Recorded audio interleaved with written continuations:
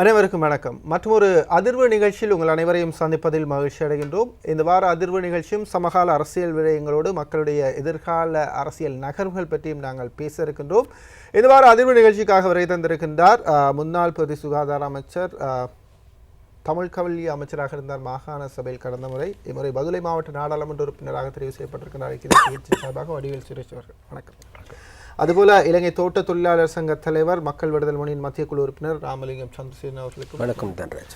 சமகால அரசியல் விடயங்களை பற்றி நாங்கள் பேசலாம். அதுபோல நிகழ்ச்சி மிகச் சுருக்கமாக நாங்கள் ஒரு மணி நேரத்துக்குள்ள மட்டுப்படுத்தியிருக்கிறோம். நேரடியாக விடயத்துக்கு வருவோம். தற்போது பிரதானமாக பேச வேண்டிய விடயம் தோட்ட தொழிலாளர்களுடைய சம்பள பிரச்சனை. 720 ரூபாய் வரை தோட்ட தொழிலாளர்களுடைய சம்பளம் வழங்கலாம் என்று கம்பெனிகள் இணங்கியிருக்கின்றன. ஆனால் அது சம்பந்தமாக இன்னும் பேச்சுவார்த்தைகள் நடைபெற்றிருக்கிறது. உங்களுடைய நிலைப்பாடு என்னவாக இருக்கிறது? தொழிலமைச்சர் ஜான்சன் அவர்களோடு கம்பெனிகளுடைய உரிமையாளர்கள் நடத்திய பேச்சுவார்த்தையிலே 770 ரூபாய் தருவதாக அவர்கள் தற்போதைய சூழ்நிலையை ஒத்துக்கொண்டிருக்கிறார்கள். ஆனால் திரு தன்ராஜ் அவர்களே, மலையக மக்களுடைய பிரதிநிதிகள் என்ற வகையிலே எங்களுக்கு ஒரு தார்மீக பொறுப்பு ஒன்று இருக்கின்றது. இந்த தோட்ட தொழிலாளருடைய சம்பள உயர்வுடைய கூட்டு ஒப்பந்தம் கடந்த மார்ச் மாதத்தோடு காலாவதியாகி இருக்கின்றது. மார்ச் மாதம் காலாவதியாகி இன்றோடு கிட்டத்தட்ட 7 மாதங்கள் முடிவடைந்திருக்கின்றது. ஆகவே இந்த கூட்டு ஒப்பந்தத்திலே கையொப்பமிடும் பொறுப்புள்ள தொழிற்சங்கங்கள் பொறுப்போடு செயற்பட்டிருந்தால் ஒரு மாதத்திற்குள்ளேயே அந்த பேச்சுவார்த்தையை நடத்தி அதுக்கு முடிவு கண்டிருக்கலாம். ஆகவே அந்த மார்ச் மாதம் நடந்த அதாவது காலாவதியான கூட்டு ஒப்பந்தம் மீண்டும் புதுப்பிக்கப்படாமையின் காரணத்தினால் குறுகிய அரசியல் லாபத்தை கருதி அதனை பிற்போட்டதன் காரணத்தினால் இன்று தோட்ட தொழிலாளர்கள் பாரிய அசௌகரியத்துக்கு ஏற்பட்டிருக்கின்றார்கள். அன்று மார்ச் மாதம் அந்த கூட்டு ஒப்பந்தத்தை சரியான நேரத்திலே அவர்கள் கையொப்பமிட்டிருந்தால் அன்றைய காலகட்டத்திலே தேயிலையினுடைய வளர்ச்சி, அந்த விலை வளர்ச்சி நன்றாகவே இருந்தது சர்வதேச ரீதியிலே. அன்று நடந்த பேச்சுவார்த்தையில் தோட்ட கம்பெனிகள் கூறுகின்றார்கள் தேயிலையின் விலை சர்வதேச ரீதியிலே விலை வீழ்ச்சி இருக்கின்றது என்று. வீழ்ச்சி இருக்கத்தான் வீழ்ச்சி, ஏனைய அனைத்து பொருட்களுமே உற்பத்தி பொருட்களுமே இந்த வீழ்ச்சியும் இருக்கின்றது, அதே போன்று விலையேற்றமும் இருக்கின்றது. ஆகவே அந்த மார்ச் மாதம் சரியான நேரத்திலே சரியாக அந்த கூட்டு ஒப்பந்தத்தை செய்யாத காரணத்தினால் இன்று சாட்டு போட்டு போக்குகள் சொல்லி தோட்ட கம்பெனிகள் அதனை சரி அன்று 1000 ரூபாய் சம்பளம், ஒரு நாள் சம்பளம் 1000 ரூபாய் பெற்றுக் கொடுக்க முடியும் என்று கூட்டு ஒப்பந்தத்தில் கையொப்பமிடுகின்ற தொழிற்சங்கங்கள் சொன்னதன் காரணத்தினால் நாங்களும் முழுமையான எங்களுடைய ஆதரவை கொடுத்தோம். 1000 ரூபாய் சம்பளம் ஒரு தோட்ட தொழிலாளருக்கு வாங்கி கொடுக்குறேன்னு சொன்னால் முழுமையாக சந்தோஷம், எங்களோட முழுமையான ஒத்துழைப்பை கொடுக்குறோம் அப்படின்னு. ஆனால் அப்படி சொன்ன தொழிற்சங்கங்கள் தேர்தல் காலங்களையும் இதையும் சொல்லி காலம் கதாழ்த்தி வந்து இன்று கம்பெனிக்காரர்கள் கூறுகிறார் 770 ரூபாய் என்று. ஆக இந்த 770 ரூபாய் ஏற்றுக்கொள்ளக்கூடியதல்ல. ஆனால் தோட்ட தொழிலாளருக்கு இந்த காலகட்டத்திலே நியாயமான சம்பள உயர்வை பெற்றுக் கொடுக்க வேண்டிய ஒரு சூழ்நிலை இருக்கின்றது. ஆகவே 1000 ரூபாய் பெற்றுக் கொடுக்க முடியும் என்று கூறிகள் பெற்றுக் கொடுத்தால் மிகவும் நல்லது. தொழிற்சங்கம் அதாவது கூட்டு கையொப்பமிடுபவர்கள் 770 ரூபாய் ஏற்றுக்கொள்ள முடியாது. எங்களுக்கு இன்றைய வாழ்க்கை செலவுக்கு ஏற்ற வகையிலே எங்களுடைய அடிப்படை சம்பளத்தோடு ஒரு நியாயமான சம்பளம் பெற்றுக் கொடுக்க வேண்டிய சூழ்நிலை தான் நாங்கள் இருக்கிறோம். இது சம்பந்தமாக நாங்கள் பாராளுமன்றத்தில் கழித்திருக்கின்றோம். இந்த கடந்த ஒரு வாரமாக தொடர்ந்து நான் பாராளுமன்றத்தில் சம்பந்தமாக குரல் எழுப்பியிருக்கின்றேன். கௌரவ பிரதமருடைய கவனத்திற்கு கொண்டிருக்கின்றேன், பெருந்தோட்ட கைத்தொழில் அமைச்சருடைய கவனத்திற்கு கொண்டிருக்கின்றேன், தொழில் அமைச்சருடைய கவனத்திற்கு கொண்டிருக்கின்றேன். ஆக இந்த வாரத்துக்கிடையில் அவர்கள் சாதகமான பதிலை தருவதாக எங்களுக்கு தெரிவித்திருக்கின்றார்கள். இதுதான் உண்மையான நிலைமை. ஆகவே இந்த லாபம் வரும்போது தேயிலையினுடைய இலங்கை தேயினுடைய லாபம் வரும்போது அனுபவித்த தோட்ட கம்பெனிகள் இந்த வீழ்ச்சியின் காரணமாக நஷ்டமாக ஓடுகின்றோம் என்று கூறி இந்த சம்பள உயர்வை அவர்கள் எக்காரணம் கொண்டும் அதை காரணம் காட்டி இதை குறைவாக அவர்கள் மதிப்பிட முடியாது, ஏற்றுக்கொள்ளவும் முடியாது. அதுபோல் ஜேவிபியினுடைய முக்கியமான மத்திய குழு உறுப்பினராக இருக்கிற அந்த நேரம் இலங்கை தோட்ட தொழிலாளர் சங்கத்துடைய தலைவராக இருக்கிறார். இந்த சம்பள உயர்வு சம்பந்தமாக தொழிற்சங்கங்களுடைய செயற்பாடுகள், அதுபோல் ஜேவிபியினுடைய நிலைப்பாடு, இந்த 770 ரூபாய் இந்த நிலைப்பாட்டில் உங்களுடைய நிலைப்பாடு? நன்றி தன்ராஜ் அவர்களே, மீண்டும் எனக்கு அதிர்வு நிகழ்ச்சியில் சந்தர்ப்பத்தை கொடுத்ததிட்டு முதலாவதாக நாங்கள் இப்பொழுது அதாவது அமைச்சரால் முன்மொழியப்பட்டிருக்கின்ற இந்த 770 ரூபாய் சம்பள உயர்வை நாங்கள் ஏற்றுக்கொள்வது இல்லை.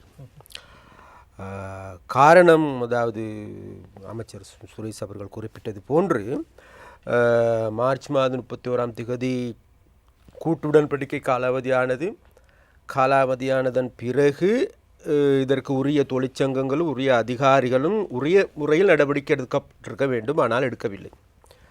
அதனுடைய காரணமாகவே இன்று 7 மாதங்கள் கடந்திருக்கின்றது. இந்த 7 மாதங்களுக்கு பிறகு இன்று தொழிலமைச்சரால் முன்மொழியப்படுகின்றது 770 ரூபாய். ஆனால் இன்று எல்லோருக்கும் தெரியும், அதாவது பொதுவாக நாட்டில் அதாவது ஏனைய தொழிற்சங்கங்கள் எல்லாரும் போராடுகின்றார்கள் தாங்களுக்கு சம்பள உயர்வு வேண்டும் என்று. அரசாங்க ஊழியர்கள் எடுத்துக்கொண்டாலும் சரி, தனியார் துறை எடுத்துக்கொண்டாலும் சரி, இவர்கள் தாங்களது வாழ்க்கை செலவுக்கேற்ற சம்பள உயர்வு வேண்டும் என்று கூறுகின்றார்கள். அதன் அடிப்படையில் இன்று கொழும்பு நகரத்தை அண்மித்து பார்க்கின்ற பொழுது 44,000க்கு அதிகமான ரூபாய் தேவைப்படுகின்றது 4 பேர் கொண்ட ஒரு குடும்பம் வாழ்வதற்கு. அதற்கேற்ப அரசாங்க ஊழியர்கள் தாங்களது சம்பளத்தை உயர்த்த வேண்டும் என்று கடந்த காலத்தில் பாரிய போராட்டங்கள் முன்னெடுத்தார்கள். அதன் காரணமாக 10,000 ரூபாய் சம்பளம் அதிகரிக்கப்பட்டிருக்கின்றது. சம்பளம் என்றாலும் கொடுப்பனவுகளாக வழங்கப்படுகின்றது. ஆனால் இன்று உங்களுக்கு தெரியும், அதாவது 2013ஆம் ஆண்டு உயர்த்தப்பட்ட சம்பளம் தோட்ட தொழிலாளர்கள். அன்று அவர்களுடைய அடிப்படை சம்பளம் 450 ரூபாய். இந்த 450 ரூபாய் தான் இன்னமும் இருக்கின்றது பேசிக் சேலரி, அடிப்படை சம்பளமாக. ஆனால் இன்று தன்ராஜ் அவர்களே, நாட்டில் இருக்கின்ற வாழ்க்கை செலவை புள்ளியை நாங்கள் தேடி பார்க்கின்ற பொழுது தோட்ட தொழிலாளர்களுக்கு தனியான அலகு இருக்கின்றது.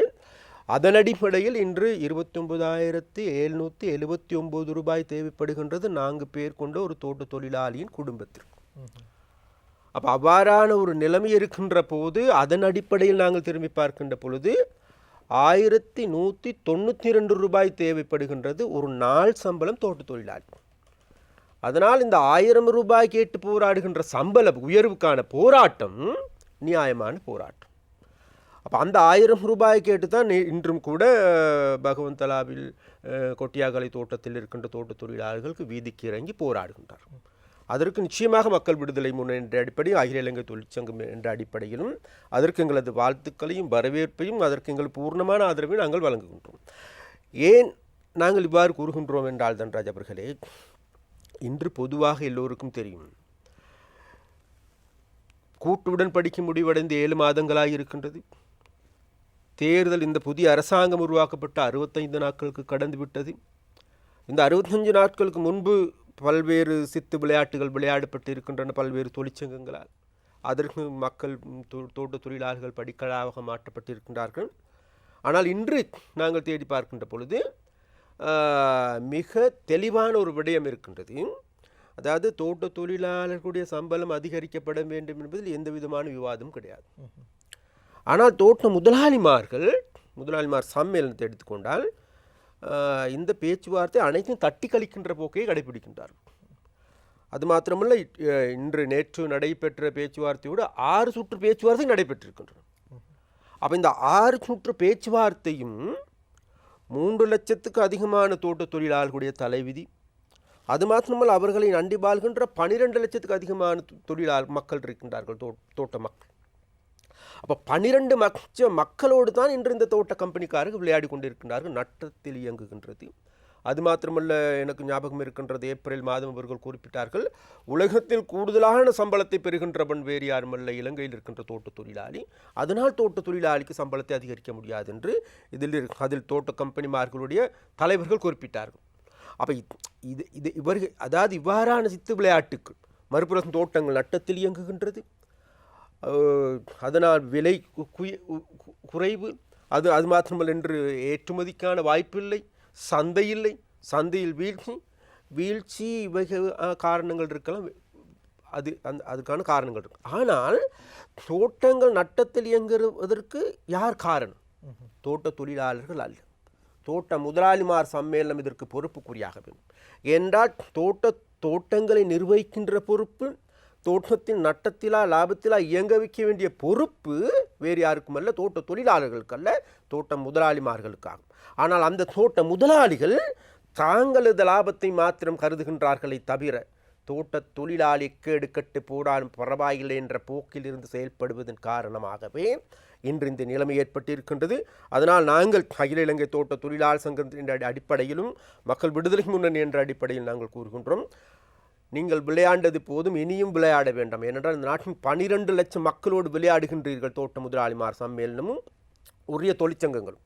அது மாத்திரமல்ல, இவர்கள் மாத்திரமல்ல, இந்த அரசாங்கம் விளையாடுகின்றதா என்ற கேள்வி எங்களுக்கு எழுகின்றது. அந்த கேள்வியோடு நாங்கள் அடிவேஸ்வரர்கள் அந்த கேள்வி கேட்கலாம். சாதாரணமாக தோட்ட தொழிலாளர்களுடைய சம்பளத்துக்கான பிரச்சனைகள் இதுதான் சொல்லி அடிப்படையாக எங்களால் கூற முடியும். திரு சந்திரசேகரன் அவர்கள் கூறியது போல மார்ச் மாதம் முதல் 7 மாத கால வரையிலான பகுதியில் எது விதமான முன்னேற்றங்களும் ஏற்படவில்லை. ஆக குறைகள் கூறிக்கொண்டு அடுத்த கட்டத்துக்கான நகர்வுகள் பற்றி பேசாமல் இருப்பது பொறுப்பு வாய்ந்தவர்களுடைய கடமையாக இருக்குது. ஆகவே இதற்கான தீர்வு எவ்வாறானதாக அமைய போகிறது? பாவம், தொழிலாளர்கள் 450 ரூபாயில் இருக்கிறாங்க, 770 ரூபாயும் இல்லை, கடைசியாக 1000 ரூபாயும் இல்லை. என்ன நிலைமை, என்ன முடிவு, என்ன இதுக்கு? நீங்கள் தேர்தல் காலங்களில் கூட குறிப்பிட்டிருந்தீர்கள், இவருடைய சம்பளம் வந்து நாடாளுமன்றில் பேசி தீர்மானிக்கப்படும். இந்த 65 நாட்களில் என்ன நடந்தது? நான் இப்போது 3 முறை பாராளுமன்றத்திலே நான் சம்பள சம்பந்தமாக உரை நிறுத்துகின்றேன். இப்பொழுதும் கூட என்னுடைய நிலைப்பாடு அதாக தான் இருக்கின்றது.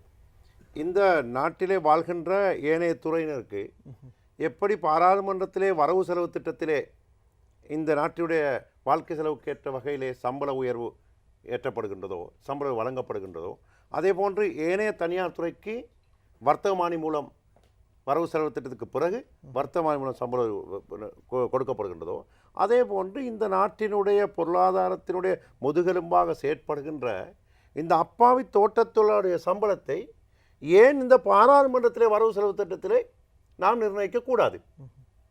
தேயிலை மட்டும்தான் இந்த நாட்டுக்கு இறக்குமதி செய்யாத பொருள், மற்ற எல்லாம் இறக்குமதி செய்கிறோம். தேயிலை மட்டும்தான் இறக்குமதி செய்ய முடியாது. ஆகவே இன்றைக்கி தேயிலைக்கு சிலோன் டீக்கு இருக்கின்ற அந்தஸ்து கௌரவம் திரு அண்ணன் சந்திரசேகரன் கூறிய போல முகாமைத்துவத்தோட பிரச்சனை நஷ்டம், லாப நஷ்டம். பெருந்தோட்டங்களிலே காலையிலே சென்றால் அங்கு அந்த மஸ்டர் ஷெட் இருக்கின்றது, பிரட்டுக்கால் என்று கூறுவார்கள். அங்கு சொல்கிறார்கள் 25 கொழுந்து பறிக்க பெண்மணி சொல்கிறார்கள், நீங்கள் கொழுந்து பறியுங்கள். இன்னும் ஒரு 25 ஆண்களுக்கு சொல்கிறார்கள், நீங்கள் கான் வெட்டுங்கள், நீங்கள் உரம் போடுங்கள், நீங்கள் கவாத்திடுங்கள் பிரிக்கின்றார்கள். அவர்கள் சொல்கின்ற அந்த வேலையை அப்படியே அவர்கள் செய்துவிட்டு வருகின்றார்கள். அதை மேற்பார்வை செய்வதற்கு தோட்ட நிர்வாகம் முகாமைத்துவம் இருக்கின்றது. அவர்கள் சொன்ன வேலையை அவலம் செய்துவிட்டு மாதக்கடைசியில் அது வருட இறுதியில் இது நஷ்டமாக ஓடுகின்றது, லாபமாக ஓடுகின்றது சொன்னால் அதுக்கு தோட்ட தொழிலாளி பொறுப்பு அல்ல. அது நிர்வாகத்தினுடைய something wrong with the management, முகாமைத்துவத்துடைய பிரச்சனை. ஆக முகாமைத்துவம் சரியாக செய்யணும். நாட்டிலே ஒரு தொழில் அமைச்சு தான் இருக்குது, ஒரு தொழில் சட்டம் தான் இருக்குது. அந்த தொழில் சட்டம் இந்த இலங்கை ஜனநாயக சோசலிச குடியரசு இருக்கிற தொழில் சட்டம் இந்த நாட்டில் வாழ்கின்ற அனைத்து தொழிலாளருக்கும் சமம்.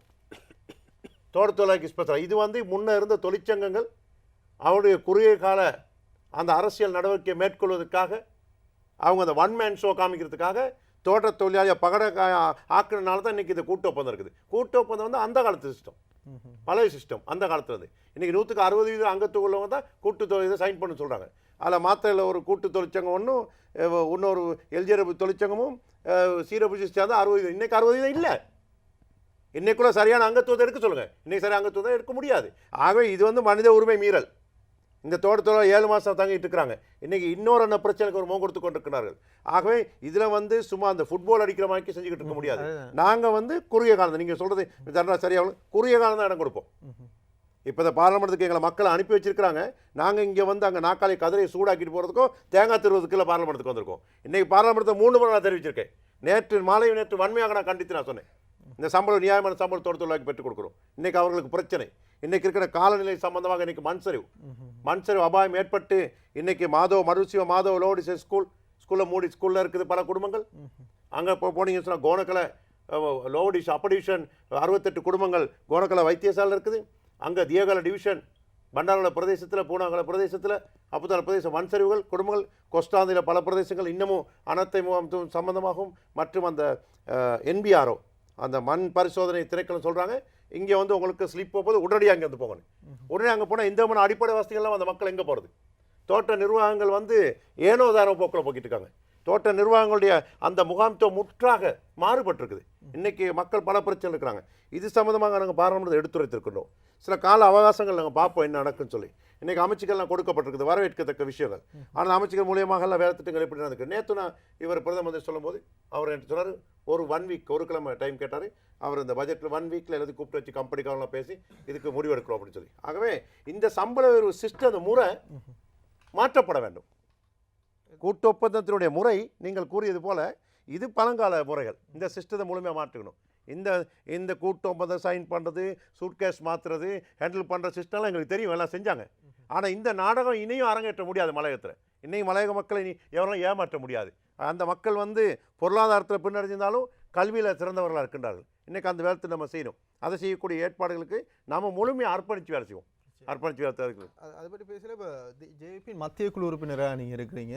ஜேவிபியினுடைய நாடாளுமன்ற உரைகள் அநேகமாக தேசிய பிரச்சனைகளுக்கான முக்கியத்துவம் வாய்ந்த நிறைய கருத்துக்களை அவர்கள் முன்வைக்கின்றார்கள். குறிப்பாக அவருடைய கேள்விகள் ஒரு ஆதாரபூர்வமான கேள்விகளாக இருக்கிறது. இந்த தோட்ட தொழிலாளர்களுடைய பிரச்சனை சம்பந்தமாக ஜேவிபியினுடைய மத்திய குழு ஊடாக நாடாளுமன்ற உறுப்பினர்களுக்கு, ஜேவிபியின் நாடாளுமன்ற உறுப்பினர்களுக்கு அங்கே அழுத்தம் கொடுப்பதற்கான ஏற்பாடுகள் செய்திருக்கிறார்கள். ஓம் தன்ராஜ் அவர்களே, இப்போ ஜேவிபி ஏனைய பிரச்சனைகளை பற்றி கூடுதலான கவனம் செலுத்துகின்றது. தோட்ட தொழிலாளர்களுடைய பிரச்சனையை கவனம் செலுத்தவில்லை என்ற குற்றச்சாட்டு தான் நீங்கள் முன்வைக்கின்றீர்கள். ஆனால் ஒரு உண்மை இந்த இடத்தில் நாங்கள் சுட்டிக்காட்ட வேண்டும். அதாவது மக்கள் விடுதலை முன்னணி என்பது பொதுவாக என்று உங்களுக்கு தெரியும். இன்று அதாவது இதுநாள் வரைக்கும் இந்த தோட்ட தொழிலாளர்களை பிரதிநிதித்துவம் செய்கின்ற பல்வேறு தொழிற்சங்கங்கள் இருக்கின்றன.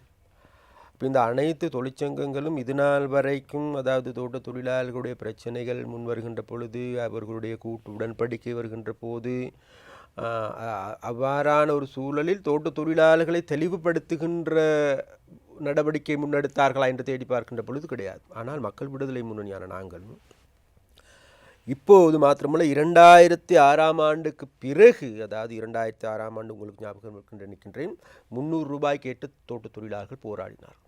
3 மாதத்துக்கு மேலான போராட்டம், பாரிய உண்ணாவிரதம், பாரிய ஆர்ப்பாட்டங்கள், பாரிய கிளர்ச்சிகள். அதன் மூலமாகவே மக்கள் போராட்டத்தின் மூலமாகவே அன்று அவர்களுடைய சம்பள உயர்வு பெற்றெடுக்கப்பட்டது. அதற்கு மக்கள் விடுதலை முன்னணி அன்று எங்களுக்கு இதை விட கூடுதலான பலமான ஒரு நிலைமையில் இருந்தோம். அது மாத்திரமல்ல, எங்களுடைய முழு பலத்தையும் பிரயோகித்து அதற்கான பூர்ணமான ஆதரவு அனைத்து நாங்கள் அதாவது அட்டன் நகரத்தில் மாபெரும் உண்ணாவிரத போராட்டத்தை கூட நாங்கள் முன்னெடுத்தோம். அதாவது அவ்வாறான போராட்டங்களின் மூலமாக தோட்ட தொழிலாளர்களுடைய உரிமைகளை நிலைநாட்டுவதற்கு மக்கள் விடுதலை முன்னணி நடவடிக்கை எடுத்திருக்கிறது. ஒன்று. இரண்டாவதாக ஒன்று உங்களுக்கு தெரியும், அதாவது நாங்கள் இன்று எங்களது அதாவது தொழிற்சங்கத்தினுடைய பிரதான கோரிக்கைகள் ஒன்றாக இருக்கின்றது. சுரேஷ் அவர்களுக்கு தெரியும், அதாவது அதாவது தனியார் துறையினருக்கு 2500 ரூபாயை சட்டமூலமாக்கும்படி கேட்கின்றோம் நாங்கள். அதாவது பாராளுமன்றத்தில் அதாவது 2500 ரூபாய் சம்பளம் அதிகரிக்க வேண்டும் என்கின்ற கோரிக்கையை தனியார் துறையினர் சட்டமாக்கப்படுகின்ற பொழுது கட்டாயமாக அனைவருக்கும் அதாவது வாழ்க்கை கொடுப்பனவாக அல்லது ஒவ்வொரு வருடமும் அந்த 2500 ரூபாய் கட்டாயம் கொடுக்கப்பட வேண்டும். ஒன்று. அடுத்ததாக அந்த போராட்டம் இன்று வலுவான நிலையில் இருக்கின்றது. அப்போ அந்த வலுவான நிலைக்கு கொண்டு சென்று கடந்த வாரம் எங்களுக்கும் ஜனாதிபதி அவர்கள் எங்களுக்கு ஒரு பேச்சுவார்த்தை கொடுத்திருந்தார் எங்களை தொழிற்சங்கத்தோடு. எல்லா எங்களுடைய ஏனைய தொழிற்சங்கம், அந்த தொழிற்சங்க உரையாடலின் போது நானும் கூட சென்றிருந்தேன். நான் அகில இலங்கை தோட்ட தொழிலாளர் சங்கத்தை பிரதிநிதித்துவம் செய்து தோட்ட தொழிலாளர்களுடைய பிரச்சனை, நான் முதலில் குறிப்பிட்டது போல தோட்ட தொழிலாளர்கள் இன்று வாழ்கின்ற நிலைமை என்ன, அதாவது ஜனாதிபதி அவர்கள் மறந்துவிடக்கூடாது, ஜனாதிபதியாக தெரிவு செய்யப்படுகின்ற பொழுது அவருக்கு தோட்ட தொழிலாளர்கள் வாக்கு என்பது ஒரு தீர்மானகரமாக அமைந்திருந்தது. அது மாத்திரமல்ல, இன்று இந்த ஐக்கிய தேசிய கட்சி அரசாங்கம், ஐக்கிய தேசிய கட்சிக்கு பெரும்பான்மை கிடைப்பதற்கும் தோட்ட தொழிலாளர்களது வாக்கு கணிசமான பங்களிப்பை செய்திருக்கின்றது. அப்போ அது இவ்வாறான பங்களிப்பு செய்ததுக்கான காரணமும் இருக்கின்றது. உங்களுக்கு தெரியும், தலபாக்கலை நடைபெற்ற கூட்டத்தின் போது கௌரவர் ரணில் விக்ரமசிங்கே அவர்கள் கலந்து கொண்டு குறிப்பிட்டார்கள், நான் வந்ததும் 1000 ரூபாய் பெற்று தருகின்றேன் என்று அவர்கள் வாக்குறுதி அளித்தார்கள். அப்போ இவ்வாறான வாக்குறுதிகள் மூலமாக எங்களுக்கு ஒரு உண்மை தெரியும் தன்ராஜ் அவர்களே, தோட்ட தொழிலாளர்கள் சதாகாலம் இந்த வாக்குறுதிக்கு ஏமாந்த மக்களாக இருக்கின்றோம். எங்களது மக்கள் இவ்வாறு ஏமாற்றப்பட்டு இருக்கிறார். அதனால் இந்த நிலைமைகளை மாற்றி அமைப்பதற்கு மக்கள் விடுதலை முன்னணியான நாங்கள், அகில இலங்கை தோட்ட தொழிலாளர் சங்கமான நாங்கள், தோட்ட தொழிலாளர்களை தெரிவுபடுத்துகின்ற போஸ்டர் மூலமாக, அதாவது தோட்ட தொழில்துறையில் அண்மை காலங்களில் போஸ்டர் மூலமாக ஒரு கலையை கொண்டு வந்தது ஜேவிபி. துண்டு பிரசுர விநியோகத்தின் மூலமாக கொண்டு வந்தது ஜேவிபி. அதுக்கிடையிலே அங்கங்கு சிறு சிறு ஆர்ப்பாட்டங்களை மேற்கொள்ளும் மூலமாக கொண்டு வந்தது ஜேவிபி. அது மாத்திரமல்ல, இந்த கூட்டு உடன்படிக்கை காலாவதியை ஆனது அடுத்த நிமிடம் இது சம்பந்தமாக எங்களது நிலைப்பாட்டை நாங்கள் மிக தெளிவாக தெளிவுபடுத்தியிருக்கின்றோம். அது மாத்திரமல்ல, தோட்ட தொழிலாளர்களிடம் சென்று, தோட்டங்கள் வாரியாக சென்று தோட்ட தொழிலாளர்களை தெளிவுபடுத்துகின்ற நடவடிக்கையை நாங்கள் முன்னெடுத்தோம். என்னுடைய கேள்வி இதுவாக இருக்கிறது. அதாவது இப்போ நாடாளுமன்ற உறுப்பினர் வடிவேல் சுரேஷ் அவர்கள் நாடாளுமன்றத்தில் சம்பந்தமாக குரல் எழுப்புகின்றார்கள். ஒரு இணக்க ரீதியான அரசியல் நடைபெற்றுக் கொண்டிருக்கிறது, தேசிய அரசாங்கம் அமைந்திருக்கின்றது. இந்த நேரத்தில் ஜேவிபி நாடாளுமன்றில் குரல் எழுப்புவதற்கு மத்திய குழு உறுப்பினர் என்ற ரீதியில் மத்திய குழுவில் பேசப்படுகின்ற போது, அவர்களுடைய உரையாடலின் போது என்ன விதமான ஒரு முன்னெடுப்புகளை மேற்கொள்ளுங்கள்? இல்லை, முன்னெடுப்புகள் இல்லாமல் இல்லை தன்ராஜ் அவர்களே. அதாவது இப்போ அகில இலங்கை தோட்ட தொழிலாளர் சங்கத்தின் என்ற அடிப்படையிலும், அதே போன்று எங்களது கட்சியில் இருக்கின்ற ஏனைய பாராளுமன்ற உறுப்பினர்கள் அனைவரும், அதாவது ஏனைய தொழிலாளர்களது பிரச்சனைக்கான குரல் கொடுப்பதை அல்லது தொழிலாளர்களுக்கு வாழ்க்கை செலவு உயர்வுக்கு ஏற்ற சம்பளத்தை பெற்றுக் கொடுப்பதற்கும், அதே போன்று அதன் உள்ளே அது அது அது கட்டாயமாக தோட்ட தொழிலாளர்களுடைய பிரச்சனையும் உள்ளடங்கி இருக்கின்றது என்றே நாங்கள் கூறுகின்றோம். அதனால் தோட்ட தொழிலாளர்கள் நாங்கள் கைவிடவும் இல்லை, கைவிடவும் மாட்டோம் என்று நாங்கள் ஜேபியினுடைய நிலைப்பாடு இதுவாக இருக்கிறது. கைவிடவும் கூடாது என்ற ஒரு வேண்டுகோளும் இருக்கிறது. அது ஒரு நிகழ்ச்சியோடு இணைந்திருக்கின்றீர்கள். மலையக மக்களுடைய வாழ்க்கை தரத்தை உயர்த்துவதற்காக அவர்களுடைய எதிர்கால அரசியல், அதுபோல் எதிர்கால அவர்களுடைய வாழ்க்கை விடயங்கள் என்ன மாதிரியாக முன்னெடுக்கப்பட போகின்றது போன்ற சமகால விடயங்களில் சம்பளம் மிக முக்கியமான விடயம்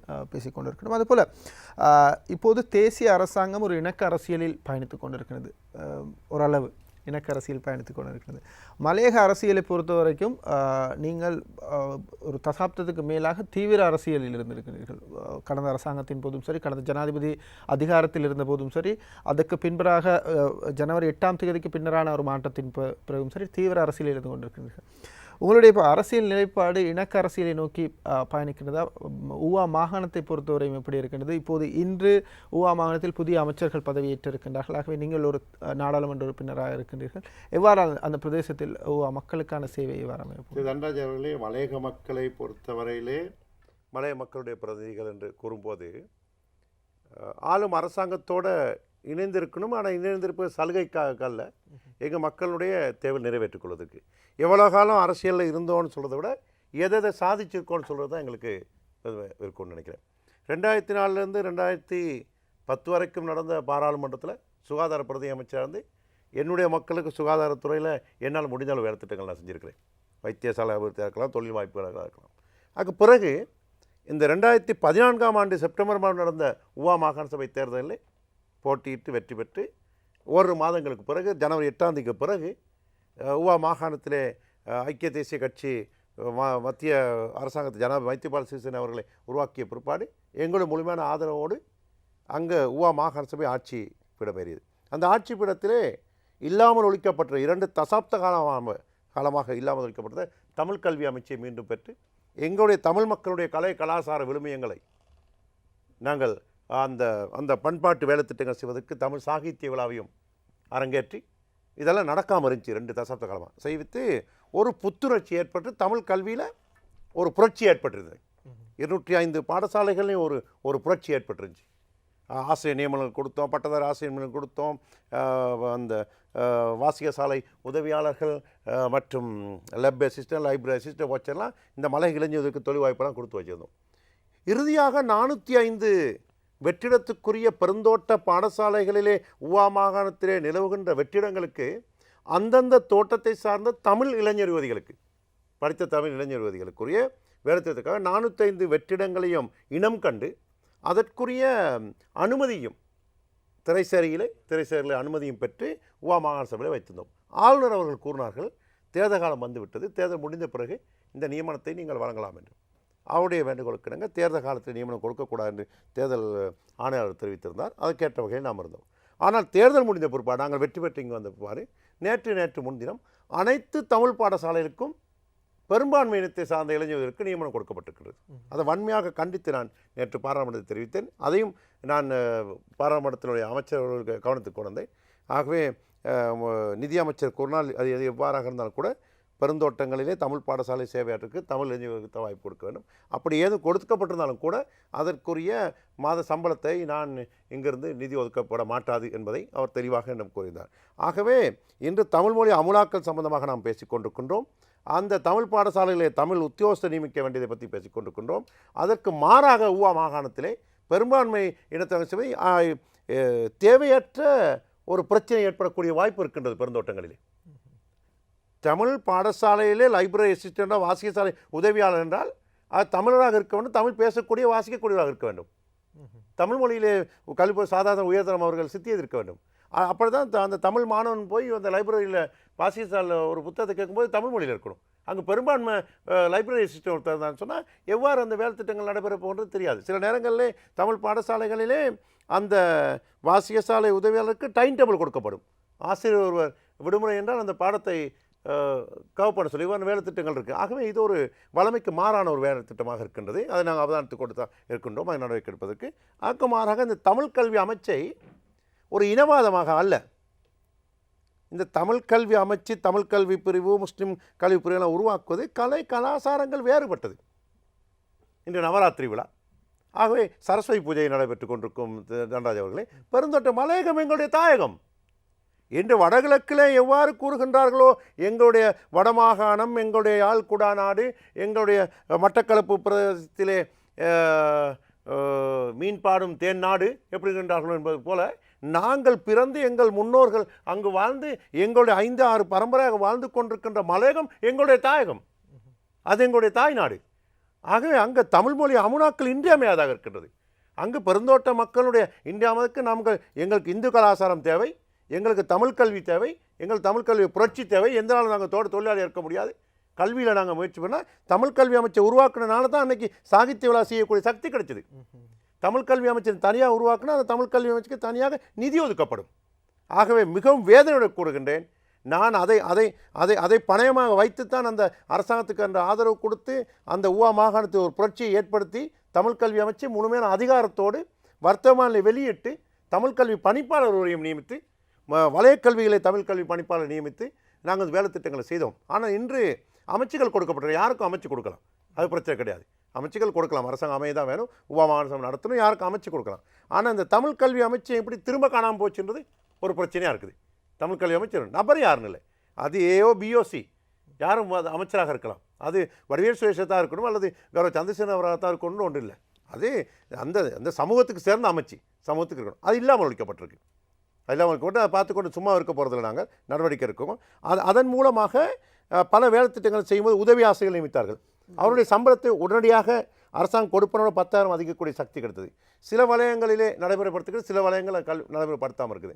இப்போ அதை பற்றி பேசி இந்த தேர்தல் காலங்களில் சொல்லப்பட்ட ஒரு விஷயம் குறித்து 6,000 ரூபா உதவி ஆசிரியர்களுக்கு வழங்கப்பட்டது. அது 20,000 ரூபா வழங்கக்கூடிய வாய்ப்புகள் இருப்பதாக குறிப்பிட்டிருந்தீங்க. நீங்கள் தமிழ் கல்வி அமைச்சராக இருந்தபோது மாகாண சபையினுடைய நிதியின் மூலமாக அது வழங்கப்படும். இப்போது அதன் நிலைப்பாடு இன்னைக்கு 7,000 16,000 இன்னைக்கு பெறாங்க. காரணம் 6,000 ரூபா 6,000 ரூபாய்க்கு மலையக படித்த இளைஞர்களை அடகு வச்சது குத்தம்.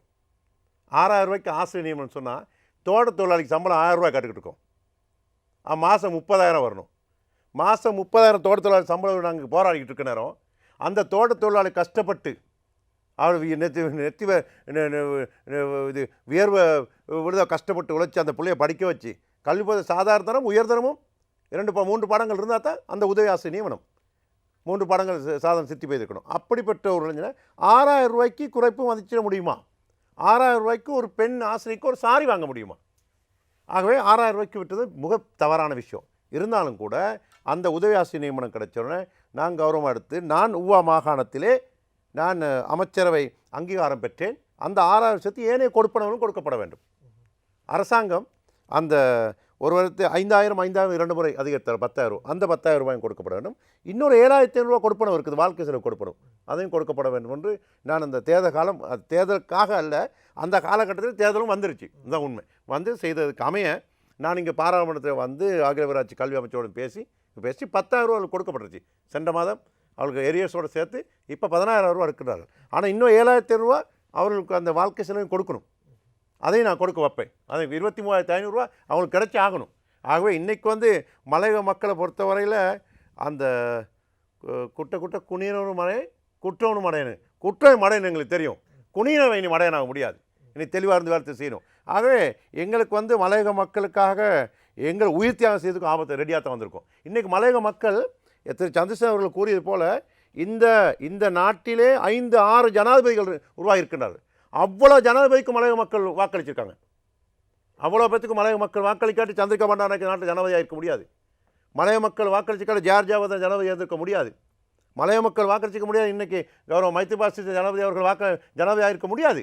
மலைய மக்கள் ஒரு தீர்க்கதரிசனமான முடிவில் இருக்காங்க. தேர்தல் காலத்துக்கு மட்டும் பாவிக்க முடியாது. இன்றைக்கி ஐக்கிய தேசிய கட்சி மேலே மலைய மக்கள் முழுமையாக நம்பிக்கை இருக்குது. எங்களுக்கு இந்த நிமிஷமும் தேசிய அரசாங்கத்து மேலே நம்பிக்கை இருக்குது. அதுமாதிரி ஜனாதிபதி மைத்ரிபால சிறிசேனா அவர்கள் மீது மலைய மக்களுக்கு நம்பிக்கை இருக்குது. கௌரவ பிரதம மந்திரி ரணில் விக்ரமசிங்கே அவர்கள் மீது முழுமையான நம்பிக்கையை மலைய மக்கள் வைத்திருக்கின்றார்கள். ஆகவே நாங்கள் முழுமையாக உரிமையோடு அவர்களிடம் நாங்கள் தட்டி கேட்கின்றோம். எங்களுக்கு எங்களுடைய சம்பள உயர்வு, எங்களுடைய மலைய மக்களுடைய கல்வி, எங்கள் மலையக மக்களுடைய வீடமைப்பு திட்டங்கள், எங்களுடைய உட்கடைப்பு வசதிகளுக்குரிய ஏற்பாடு செய்யுங்கள் என்று நாங்கள் கேட்கின்றோம். ஆகவே இந்த தேர்தல் முடிந்த 2 மாத காலம்தான். இந்த 2 மாத காலத்திலே எங்களுக்கு தேவையான அந்த அடிப்படை வேலை திட்டங்களை தெரிவித்திருக்கின்றோம். கௌரவ பிரதம மந்திரி அவர்கள் எங்களுக்கு உறுதியளித்திருக்கின்றார்கள் கட்டம் கட்டமாக அந்த வேலை திட்டங்களை செய்வதாக. ஆகவே நாங்கள் அதற்குரிய காலங்களை நாங்கள் அவதானித்துக் கொண்டிருக்கின்றோம். ஆனால் இதற்கிடையிலே நான் முன்பு கூறியது போல இயற்கை அழிவினால் எங்களுடைய மக்கள் மண் சரிவினால் பல பிரச்சனைக்கு முகம் கொடுக்கின்றார்கள். இன்றைக்கி பாடசாலை தான் எங்களுக்கு இன்றைக்கி ஒரு எஸ்டேட்னு சொன்னால் சந்திரசேகரனுக்கு தெரியும். தோட்டத்தில் ஒரு பிரச்சனைனா என்ன நல்ல கட்டணும் பாடசாலை தான். என்ன பாடம் அப்போ மண் சரி வந்து அதை அவங்க எல்லாத்தையும் கொண்டு பாடசாலையில் வச்சுட்டா இன்றைக்கி கணவரில் ஸ்கூல் 3-4 மாதமாக ஒரு இக்கட்டான சூழ்நிலை. கணவரில் ஸ்கூலில் பாடசாலை இலக்கமண் பாடசாலை கிட்டத்தட்ட 4-5 மாத காலமாக 28 குடும்பங்கள் அங்கே இருக்குது. அப்போ பாடசாலை கல்வி பாதிப்படையுது. இவ்வாறு வேலை திட்டங்கள் இருக்குது. ஆகவே எங்களுடைய மலையக மக்கள் இளைஞர் யுவதிகளுடைய தொழில் வாய்ப்பு, அவர்களுடைய வாழ்க்கையிலே ஏனைய சமூகங்கள் அனுபவிக்கக்கூடிய அனைத்து சலுகைகளையும் எங்கள் மக்கள் அனுபவிக்கிறத நாங்கள் தெளிவாக இருக்கிறோம். ஆகவே இன்றைக்கி சொல்லியிருக்கிறாங்க மண் பரிசோதனை திணைக்களம் மூலமாகவும் காலநிலை அவதான நிலையம் தெரிவித்திருக்கிறது 100 மில்லிமீட்டருக்கு கூடுதலாக இந்த முறை மழை பெய்ய போகுதுன்னு சொல்லி. மழை பெய்யுங்களே எங்களுக்கு நெஞ்சு வலிக்குது. மழை தேவை. மழை இருந்தால் தான் எங்களுக்கு இந்த நாட்டுக்கு அபிவிருத்தி, விவசாயத்துக்கு அபிவிருத்தி, தேயிலைக்கு அபிவிருத்தி. ஆனால் இன்றைக்கி மழை பெய்யுங்கள ஒரு பக்கம் சந்தோஷத்தில் உணவுக்கு எங்களுக்கு வேதனையாக இருக்குது. எங்கே ஸ்லிப்போ போதோ அப்படின்னு. மழை பெய்யினா எங்கே ஸ்லிப் போகுது, கால் பண்ணி கேட்க வேண்டியது இருக்குது. அப்பத்தில் எங்கேயும் ஸ்லிப் ஆபத்தா, மடுசுமையில் ஆபத்தா, லுணுகல் ஆபத்தா, ஆலையில் எங்கேயும் ஸ்லிப் வச்சா, பதில் ஸ்லிப் வச்சா, உவாப்படுறாங்க வெளிமடை. இன்றைக்கி உவாப்படுற அக்கல பிரதேசத்திலே அந்த கிளங்கி டிவிஷன் முழுமையாக அக்கல பிரதேசத்திலே அந்த தோட்டம் முழுமையாக மண் சரிவுக்கு பாதிக்க இருக்குது. அங்கே கிட்டத்தட்ட 100க்கும் மேற்பட்ட குடும்பங்கள் பாடசாலை தஞ்சம் வந்திருக்கின்றார்கள். ஆகவே இன்றைக்கி இந்த நடைமுறையில் சாத்தியப்படக்கூடிய விடயத்தை இப்போ ஏற்படுத்தணும். பழைய சிஸ்டமில் விட்டு சிஸ்டம் அதுக்கு தோட்ட நிர்வாகம், அரசாங்க அதிகாரிகள், மாவட்ட செயலாளர்கள், பிரதேச செயலாளர்களாக மனிதாபிமான அடிப்படையில் அவங்களாம் ஒத்துழைக்கணும். நான் தெளிவாக நேற்று கூறியிருக்கிறேன். மனிதாபிமான அடிப்படையில் ஒத்துழைக்காமல் இன்னொரு சாக்கு போட்டுகளை சொல்லி எங்களுடைய மக்களை வஞ்சித்தார்களே ஆனால் நாங்கள் எங்களுடைய பட்டம் பதவியெல்லாம் மறக்க வேண்டிய சூழ்நிலையும் ஏற்படும். அதுபோல் இந்த ஜேபியினுடைய நிலைப்பாடுகள் பற்றி கதைக்கின்ற போது இப்போது கேபினட் ராஜித் சேனாரத்ன அமைச்சர் அவர்கள் கூட குறிப்பிட்டிருந்தார். இப்போதுதான் உண்மையான ஜேவிபி வெளிவந்திருக்கிறது. ரோஹண விஜயவீர அவர்கள் வெளிப்படுத்திய அந்த ஜேவிபி நிலைப்பாட்டு இனவாதம் அல்லாத அவர் யாழ்ப்பாணத்தில் தெரிவித்த கருத்துக்களை வலியுறுத்தி அனுரகுமார திசாநாயக்க தலைவரான பின்புதான் அந்த நிலைப்பாடு உண்மையாக வெளிவந்திருக்கின்றது என்று அரசாங்கமே ஏற்றுக்கொள்கின்ற அளவுக்கு அவர்களுடைய செயற்பாடுகள் அமைந்திருப்பதாக குறிப்பிடுகிறார். உங்களுடைய கருத்து என்னவாக இருக்கிறது? குறிப்பாக இப்போது இனவாதம் நிராகரிக்கப்பட்டிருக்கிறது எல்லா இடத்திலும். மக்கள் விடுதலை முன்னணியான நாங்கள் ஆரம்ப காலம் தொட்டே இந்த கட்சியை உருவாக்கிய ரோஹண விஜயவீர தோழர் அன்று முதல் இன்று வரைக்கும் தன்ராஜ் அவர்களே நீங்கள் தேடி பார்த்தீர்கள் என்றால் மக்கள் விடுதலை முன்னணி இனவாத ரீதியாக மக்களை பிரிப்பதற்கோ சிதைப்பதற்கோ அல்லது மக்களை கொலை செய்வதற்கோ அல்லது மக்களுக்கு எதிரான நடவடிக்கை எடுத்திருக்கின்றதா என்று தேடி பார்த்தால் கிடையாது. ஏன் நான் இப்படி கூறுகின்றேன் என்றால் தன்ராஜ் அவர்களே உங்களுக்கு தெரியும், மக்கள் விடுதலை முன்னணியான நாங்கள் இந்த நாட்டில் 2 தடவைகள் ஆயுத போராட்டம் செய்த கட்சி. அதாவது 1971ஆம் ஆண்டு 1989ஆம் ஆண்டு காலப்பகுதியில் கிட்டத்தட்ட 1 லட்சத்துக்கு அதிகமான சகாக்கள் எங்களுடைய தோழர்கள் செய்யப்பட்டார்கள் அன்றைய ஆட்சியின் போது. ஒரு ஸ்ரீலங்கா சுதந்திர கட்சியின் கீழ் 71ஆம் ஆண்டு, பிறகு ஐக்கிய தேசிய கட்சியின் கீழ் 1987ஆம் ஆண்டு 89ஆம் ஆண்டு. அப்போ நாங்கள் தீர்மானகரமான 2 போராட்டங்கள் செய்த கட்சி. அப்போ அந்த தீர்மானகரமான போராட்டத்தின் போது நீங்கள் தேடி பாருங்கள், எங்கேயாவது ஒரு இடத்திலாவது, அதாவது ஒரு தமிழன் என்ற காரணத்தினால் அவனது நிழலுக்காவது தீங்கு விளைவித்திருக்கான் கிடையாது. அதனால் மக்கள் விடுதலை முன்னணி அவ்வாறான கட்சி அல்ல, இனவாத கட்சி அல்ல. ஆனால் உங்கள் எல்லோருக்கும் தெரியும், அதை கடந்த காலங்களில் எங்களில் இருந்த ஒரு சிலரின் நடவடிக்கைகள், அவர்களது பேச்சுக்கள் மூலமாக அதே காலகட்டங்களில் நிச்சயமாக நாங்கள் அதாவது யுத்த ரீதியான நடவடிக்கைகளுக்கு ஆதரவளிக்கின்ற போது அதே நேரத்தில் அதை விட கூடுதலாக தமிழ் மக்களுடைய பிரச்சனைகளை இன்று பார்ப்பது போன்று கூடுதலாக கவனத்தை செலுத்தியிருக்க வேண்டும் என்ற பிரச்சனையை நாங்கள் திரும்பி பார்த்திருக்கின்றோம். அது சம்பந்தமாக மக்கள் விடுதலை முன்னணி இருந்த போதிலும் கூட நீங்களும் குறிப்பிடுகின்றால், பொதுவாக நாட்டு மக்களும் குறிப்பிடால் இப்பொழுது ஓகே ஜேவிபி என்று அப்படியான ரைட். இப்பொழுது நாங்கள் இனி வருங்காலங்களில் இப்போதே நடைமுறை, அதாவது கடந்த காலத்தை நாங்கள் பேசிக்கொண்டிருந்தால் ஒவ்வொரு விடயங்களையும் பேசலாம். ஐக்கிய தேசிய கட்சியும் பற்றி பேசலாம், ஸ்ரீலங்கா சுதந்திர கட்சியும் பேசலாம், எண்ணெய் பற்றியும் பேசலாம், அல்லது சுரேசை பற்றியும் பேசலாம், பல்வேறு குற்றச்சாட்டுகளை விமர்சனங்களை முன்வைக்கலாம். ஆனால் நாங்கள் மக்கள் விடுதலை முன்னணியான நாங்கள் ஒரு மிக தெளிவான ஒரு நிலைப்பாட்டில் இருக்கின்றோம். அதாவது இன்று விசேடமாக தோட்ட தொழிலாளர்கள் என்பது தன்ராஜ் அவர்கள் உங்களுக்கு தெரியும், இன்றைய நெற்றில் 195 வருடங்களுக்கு மேலாகின்றது. நாங்கள் பரம்பரைகள் தாங்களது இரத்தம் வியர்வை இறுதியாக தாங்களது எலும்புக்கூடுகள் எல்லாம் எங்கு உரமாகி இருக்கின்றது என்றால் வேறு எங்குமல்ல, இந்த தேயிலை தென்னம் ரப்பர் செடிகளுக்காக உரமாக்கிய மக்கள். அப்படியான இன்றும் ஒரு காலகட்டத்தில் நமக்கு தெரியும் 142% தேசிய வருமானத்தை அந்நிய செலவாணி ஈட்டி கொடுத்தவர்கள் யார் என்றால் வேறு யாரும் அல்ல, தோட்ட தொழிலாளர். இன்று நாங்கள் தேடி பார்க்கின்ற போது 15.9% அந்நிய செலவாணி ஈட்டி கொடுப்போர் யார் என்றால் வேறு யாரும் அல்ல, தோட்ட தொழிலாளர். அப்போ அந்த தோட்ட தொழிலாளி மழையா வெயிலா பனியா குளிரா என்று பாராது இன்று இந்த நாட்டின் வருமானத்திற்காக உடல் உழைப்பை சிந்துகின்றவன் யார் என்றால் வேறு யாருமல்ல, எங்களது மக்கள், எங்களது தோட்ட தொழிலாளர். அப்படியான தோட்ட தொழிலாளர்களுடைய பிரச்சனை தான் இன்று இழுபறியில் இருக்கின்றது. அதாவது இந்த நாட்டினுடைய தேசிய வருமானத்தை ஈட்டு கொடுக்கின்ற, இந்த நாட்டினுடைய வருமானத்தின் முதுகெலும்பாக இருக்கின்ற, அது மாத்திரமல்ல சுரேஷ் குறிப்பிட்டது போலும் மற்ற அனைத்தும் இறக்குமதி செய்யப்படுகின்றது. தேயிலை தவிர அனைத்தும் இறக்குமதி செய்யப்படுகின்றது. அப்போ அவ்வாறான ஒரு நிலையான வருமானத்தை ஈட்டி கொடுக்கின்ற தோட்ட தொழிலாளர்களுடைய வாழ்க்கை என்பது இன்று மிக வேதனைக்குரிய விடயம் என்னவென்றால், தன்ராஜ் அவர்கள் உங்களுக்கு தெரியும் என்று நினைக்கின்றேன், இன்று கூடுதலான மந்த பூசணத்தில் வாடுகின்ற மக்கள் என்கின்றால் வேறு எங்குமில்லை தோட்ட தொழிலாளர். 5 ராத்தலுக்கு குறைவான பிள்ளைகள் பிறப்பது தேடி பார்க்கின்ற பொழுது மலையகத்தில், பிறக்கின்ற போதே இறக்கின்ற பிள்ளைகள் கூடுதலாக எங்கு இருக்கின்றார்கள் என்று தேடி பார்க்கின்ற பொழுது மலையகத்தில், இரத்த சோகையால் 142% தாய்மார்கள் இரத்த சோகையால் பீடிக்கப்பட்டு இருக்கின்றார்கள் என்று புள்ளி விவரங்கள் குறிப்பிடுகின்றது. அப்படியான 142% அதாவது கர்ப்பிணி தாய்மார்கள் இரத்த சோகையால் பீடிக்கப்படுகின்ற பொழுது அவர்களுக்கு பிறக்கின்ற குழந்தை எவ்வாறான குழந்தை என்பது எங்களுக்கு தெரியும். அப்படியான இந்த நிலைமைக்கு காரணம் என்ன? வறுமை, போதிய வருமானமின்மை. அப்படியானால் இந்த வறுமையை ஒழிப்பதென்றால் வேண்டும் முதலாவது வேலையாக இன்று அவர்களுக்கு வாழ்வதற்கு போதுமான சம்பளத்தை பெற்றுக் கொடுக்கப்பட வேண்டும். அதற்கு கடந்த காலங்கள் முழுவதும் எனக்கு தெரியும், இந்த நாட்டில் ஏக உரிமையாளர்களாக இருந்த ஒரு சில தொழிற்சங்கங்கள் அவர்களுடைய தான் தோன்றித்தனமான அராஜக போக்கின் காரணமாக நமது தோட்ட தொழிலாளர்களை ஒரு புறத்தில் அரசாங்கத்துக்கு அடகு வைத்தார்கள் அமைச்சு பதவிகளை பெற்றுக்கொள்வதற்கு, மறுபுறத்தில் தோட்ட கம்பெனிக்காரர்கள் அடகு வைத்தார்கள் அவர்கள் மூலமாக பணத்தை பெற்றுக்கொள்வதற்காக. இவ்வாறான தோட்ட தொழிலாளர்களை பகடைக்காய்களாட்டம் பயன்படுத்தி தாங்களுடைய பிரச்சனையை தீர்த்து கொண்டதுதான் வரலாறாக இருக்கும்.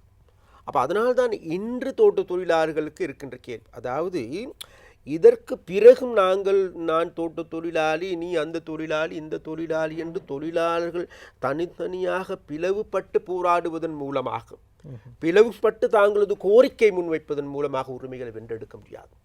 தோட்ட தொழிலாளர்கள் வரலாற்றை நாங்கள் தேடி பார்க்கின்ற பொழுது தோட்ட தொழிலாளர்கள் போராட்டத்தின் மூலமாக, வரலாறு முழுவதும் வேறு எந்த ஒரு தொழிற்சங்கங்கள் அல்ல, தோட்ட தொழிலாளர்கள் வெளியே எழுந்து நிமிர்ந்து நின்று போராடியதன் காரணமாகவே அவர்களுக்கு உரிமை கிடைக்கப்பட்டிருக்கிறது. அதனால் அவ்வாறான ஒரு போராட்டத்தின் தான் மக்கள், அதாவது 2006ஆம் ஆண்டு 300 ரூபாய் போராட்டத்திற்கு மக்கள் வெளிக்காட்டினார்கள். அது 3 மாதங்களாக தொடர்ச்சியான போராட்டம். ஆனால் இன்று நமக்கு எல்லோருக்கும் தெரியும், இன்று தோட்ட தொழிலாளர்களுடைய வாழ்க்கை செலவு அதிகரித்து இருக்கின்றது. உங்களுக்கு தெரியும் என்று நினைக்கின்ற நடராஜ் அவர்கள், இங்கு இருக்கின்ற பொருட்களின் விலை அல்ல நுவர்லியா மாவட்டத்தில், நுவர்லியா மாவட்டத்தில் இருக்கின்ற நுவர்லியா நகரத்தில் இருக்கின்ற விலை சாமிமலையில் இருப்பது, சாமிமலையில் இருக்கின்ற விலை அல்ல டயகமத்தில் இருப்பது. அதே போல் பதுளையும் அதே மாதிரி வல்லைக்கட்டுவில் இருக்கின்ற விலை அல்ல, அங்கே இருக்கின்ற கணர் விலை இருப்பது. இவ்வாறு அதாவது இங்கு இருக்கின்ற விலையோட பல மடங்கு விலைகள் அதிகரிக்கப்பட்டு அந்த பிரதேசத்துக்கு சென்று அப்போ அவ்வாறான ஒரு நிலைமையில் என்று தோட்ட தொழிலாளர்கள் வாழ்ந்து கொண்டிருக்கின்றோம். இந்த தோட்ட தொழிலாளர் இதை நான் முதலில் நான் குறிப்பிட்டது போன்று இது தோட்ட தொழிலாளி மாத்திரமல்ல, 3 லட்சத்துக்கு அதிகமான தோட்ட தொழிலாளர்கள் தேயிலை, ரப்பர், தெங்கு போன்ற துறைகளில் வேலை செய்கின்றார்கள். அவர்களை அண்டி வாழ்கின்ற மக்களை நாங்கள் தேடி பார்க்கும் 12 லட்சம் மக்கள் இருக்கின்றார்கள். அந்த 12 லட்சம் மக்களுடைய வாழ்க்கை நிலைமையை நாங்கள் தேடி பார்க்கின்ற பொழுது மிகவும் கவலைக்கிடமான நிலைமை இருக்கின்றது. அதனால் இந்த நிலைமைகளை காரணமாக கொண்டு தோட்ட கம்பெனிக்காரர்கள் தாங்களது மடியை நிறைத்து கொள்வது எப்படி என்று தேடிக்கொண்டிருக்கின்றார்களே தவிர, அதனால் முதலில் நான் குறிப்பிட்டது தோட்டத்தில் நட்டத்தில் இயங்கும் என்றால் அது தோட்ட நிர்வாகிகள் அல்லது முகாமைத்துவயாளர்கள் அரசாங்கத்தோடு உரிய அதிகாரிகளோடு பேசி அந்த பிரச்சனை தீர்த்து கொள்ளப்பட வேண்டுமே தவிர அந்த பழியை தோட்ட தொழிலாளர்கள் மீது சுமத்தக்கூடாது, சுமத்தவும் முடியாது. அதனால் நான் தோட்ட தொழிலாளர்களிடம் நாங்கள் கேட்டுக்கொள்கின்ற வேறு எதுவும் அல்ல, இனியும் பொறுத்தது போதும். அதாவது நாங்கள் பொறுமைக்கு எல்லை உண்டு என்பார்கள் தான். அதாவது இவர்கள் அனைவரும் நினைத்து கொண்டிருக்கின்றார்கள், அதாவது தோட்ட தொழிலாளிக்கு கத்தியை தீட்டி கவாத்தை மாத்திரம்தான் வெட்ட தெரியும். இல்லை, இன்னைக்கு கத்தியை மாத்திரமல்ல, தோட்ட தொழிலை புத்தியை தீட்ட ஆரம்பித்திருக்கின்றார்கள்.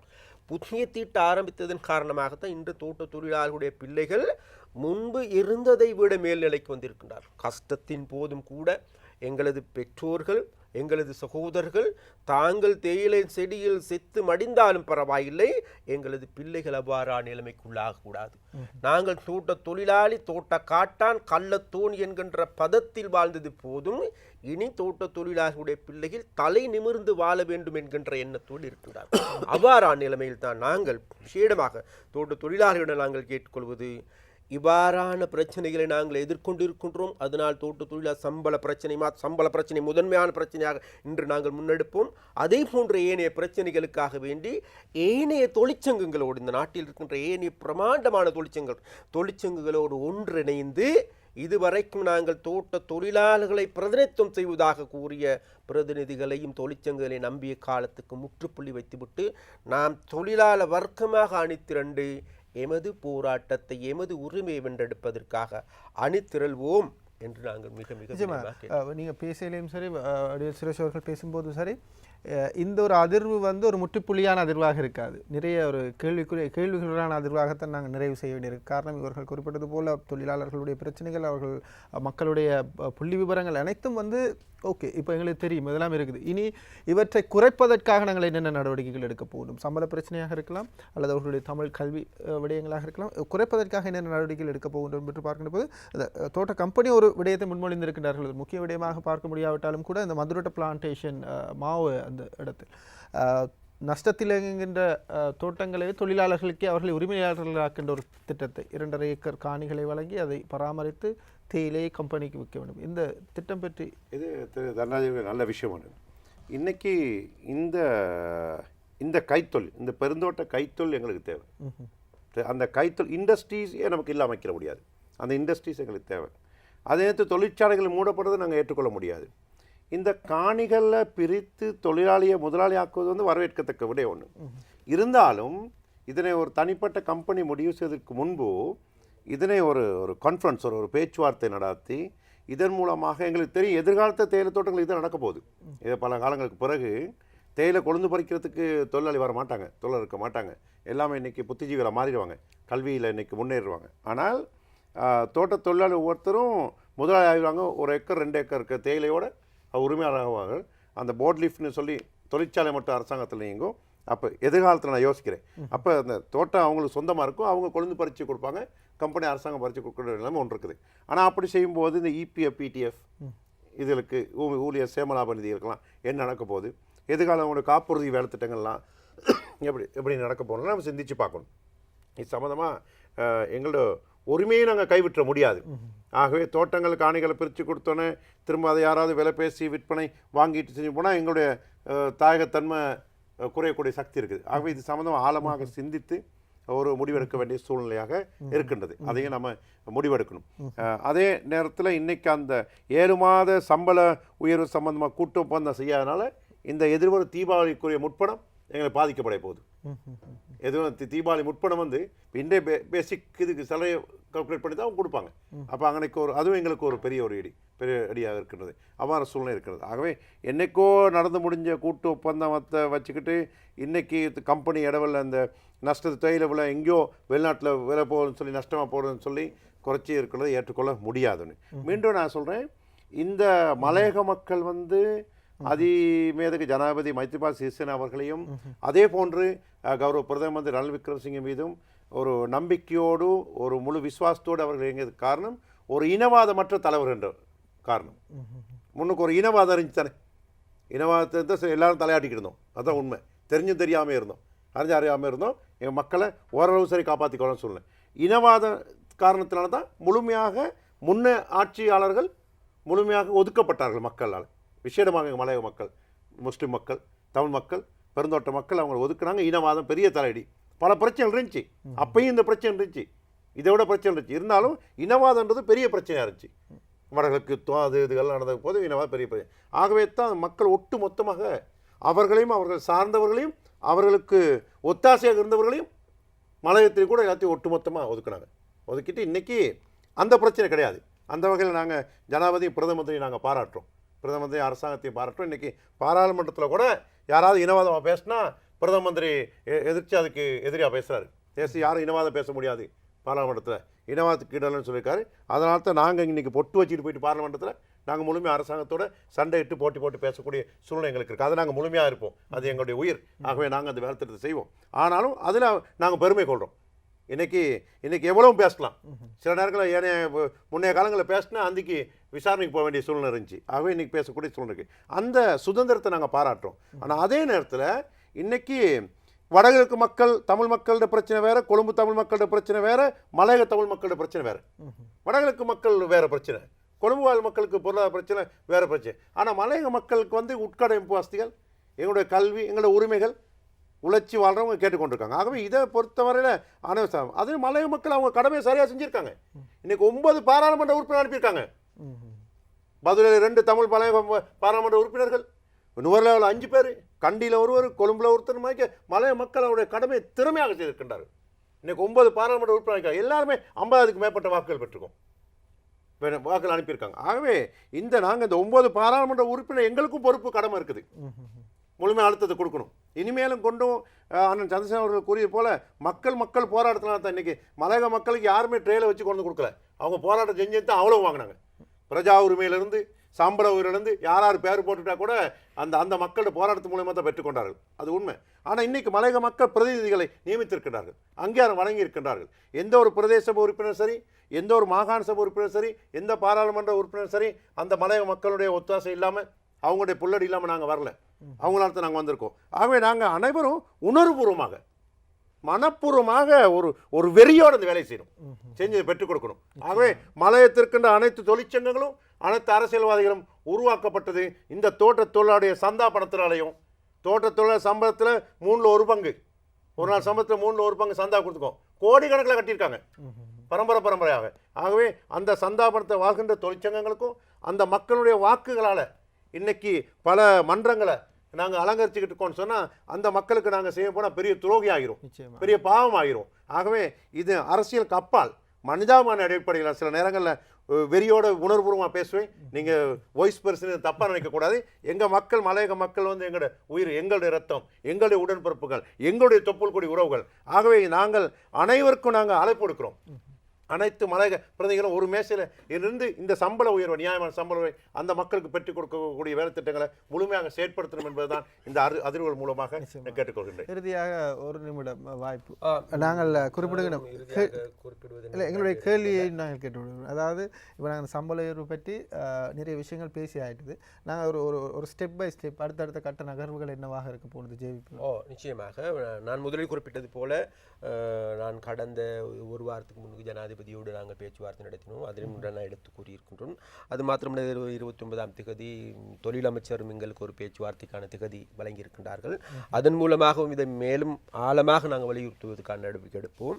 அது மாத்திரமல்ல தன்ராஜ் அவர்களே, இப்பொழுது தோட்ட தொழிலாளர்களுடைய பிரச்சனை, சம்பள உயர்வு பிரச்சனை மிக முக்கியமான பிரச்சனையாகும். அதனால் இப்பொழுது தோட்ட கம்பெனிக்காரர்கள் தொடர்ச்சியான இழுபறி நிலைக்கு தள்ளப்பட்டு இருக்கின்றது. அதனால் இந்த நிமிடத்தில் இருந்து நிச்சயமாக அரசாங்கம் நேரடியாக இதில் தலையிட வேண்டும். இம்முறை நேரடியாக அரசாங்கம் தலையிட்டு, ஏனென்றால் எல்லோரும் ஏற்றுக்கொள்கின்றது போல, அதாவது தோட்ட தொழிலாளர்களை வாக்கு இந்த அரசாங்கத்தை நிர்மாணிப்பதற்கு பெரும் பங்காற்றி இருக்கின்றது.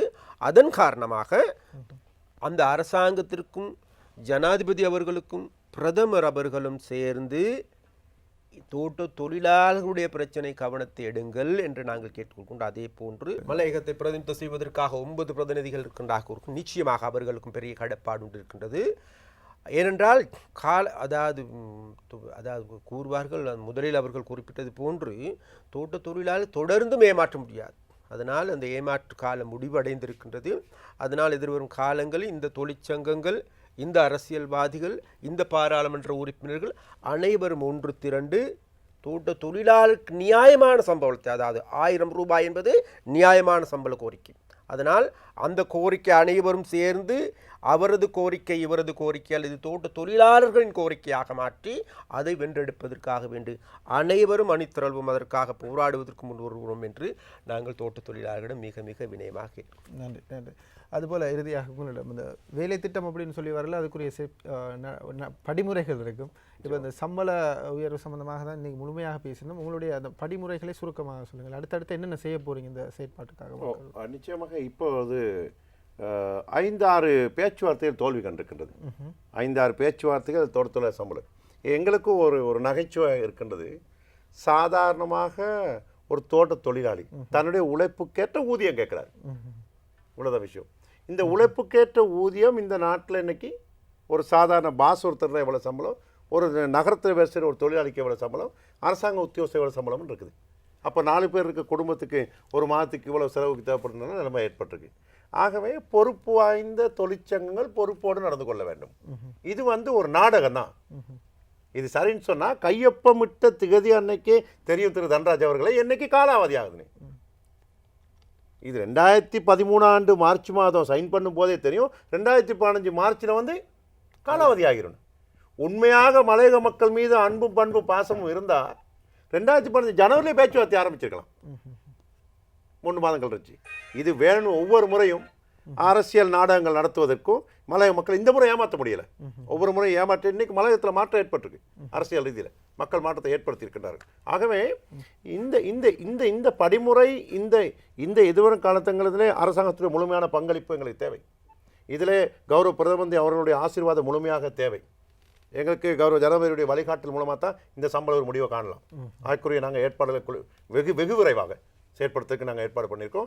இதுக்கு நானும் சரி, தோட்ட உட்கொடுப்பு அமைச்சர் அண்ணன் திகாம்பரம் அவர்கள், அதே போன்று அமைச்சர் மனோ கணேசன் அவர்கள், அதே போன்று அவர்கள் அந்த கட்சியை சார்ந்த ஏனைய உறுப்பினர் நாங்கள்லாம் ஒன்றா இருக்கிறோம். என்றைக்குமே மலையகத்தில் ஒரு சிறப்பு தன்மை என்னன்னு கேட்டால் எப்போதுமே தொழிற்சங்க அரசியல் கட்சிகள் பிரிஞ்சு இருக்கும். இந்த முறை ஒரு சிறப்பு தன்மை என்னன்னு கேட்டால் நாங்கள் எல்லாம் ஒன்றா இருக்கிறோம். நாங்களும் சரி, ராதாகிருஷ்ணன் அமைச்சர்களும் சரி, திகாம்பரம் அமைச்சர்களும் சரி, மனோகர் அமைச்சரும் சரி, அவர் ஏனைய உறுப்பினர்கள் நாங்கள்லாம் ஒன்றா இருக்கிறோம். ஆகவே ஒரு பிரச்சனை இல்லை. இன்னைக்கு 9 பேர்த்த 7 பேர் ஒன்றா இருக்கிறோம். இப்படி ஒரு சிறப்பு தன்மை மலையகத்தில் ஏற்படல. ஆகவே நாங்கள் 7 பேர் கொள்கையும் ஒரே தன்மையாக தான் இருக்குது. ஆகவே அந்த அழுத்தம் எங்களுக்கு இலகுவாக கொடுக்கக்கூடிய தன்மை ஏற்பட்டிருக்குது. ஆகவே அதை ஏற்படுத்தி நாங்கள் தீர்வோம். எதிர்காலத்திலே இந்த தோட்டத்தொழிலாளர் சம்பள உயர்வு சம்பந்தமாக பாராளுமன்றத்தில் வரவு செலவு திட்டம் அடுத்த மாதம் வரப்போது முழுமையாக நாங்கள் அதில் அழுத்தத்தை கொடுக்க போகிறோம். இந்த தோட்டத்தொழிலாளர் சம்பள உயர்வும் எதிர்வரும் காலங்களிலே இந்த வரவு செலவு தீர்மானித்துக் கொள்வார். அது வரவு செலவு தீர்மானித்து மலைய மக்களுடைய பிரதிநிதி வகையில் நாங்கள் இருக்கிறோம். இவங்க பிரேரணம், நாங்கள் தனிநபர் பிரேரணம் ஒன்று கொண்டு அதில் நாங்கள் சொல்லலாம். வாழ்க்கை செலவு கேட்டவர்களே தோட்டத்தொழிலாளர் சம்பள உயர்வு இந்த அளவுக்கு நியமிக்கணும், அடிப்படை சம்பளம், அதை நாங்கள் கொண்டு வரலாம். அந்த அந்த அந்த அந்த சிஸ்டத்தை நாங்கள் அறிமுகப்படுத்தக்கூடிய ஏற்பாடுகள் தான் நாங்கள் செய்து கொண்டிருக்கோம். விரைவில் அந்த ஏற்பாடுகளை பற்றியும் விரிவாக பேசலாம். அதுபோல் இந்த பிரச்சனை சுமூகமாக தோட்ட தொழிலாளர்களுக்கு சார்பாக நிறைவடைய வேண்டும் என்பதுதான் எல்லோருடைய எதிர்பார்ப்பாகவும் இருக்கிறது. இன்றைய தினம் இங்கே இந்த விடயங்களை தெளிவுபடுத்திய நாடாளுமன்ற உறுப்பினர் வடிவில் சுரேஷ் அவர்களுக்கும், அதுபோல் ஜேவிபி மத்திய குழு உறுப்பினர் ராமலிங்கம் சந்திரசேகரன் அவர்களுக்கும் எங்களுடைய நன்றிகளை தெரிவிக்கின்றோம். அதிர்வு நிகழ்ச்சியோடு இணைந்திருந்த அனைவருக்கும் நன்றி தெரிவித்து நாங்கள் விடைபெறும் நேரம் வந்துவிட்டது. நன்றி. மற்றும் ஒரு நிகழ்ச்சியில் உங்களை சந்திக்கலாம். விடைபெறுகின்றோம். நன்றி. வணக்கம்.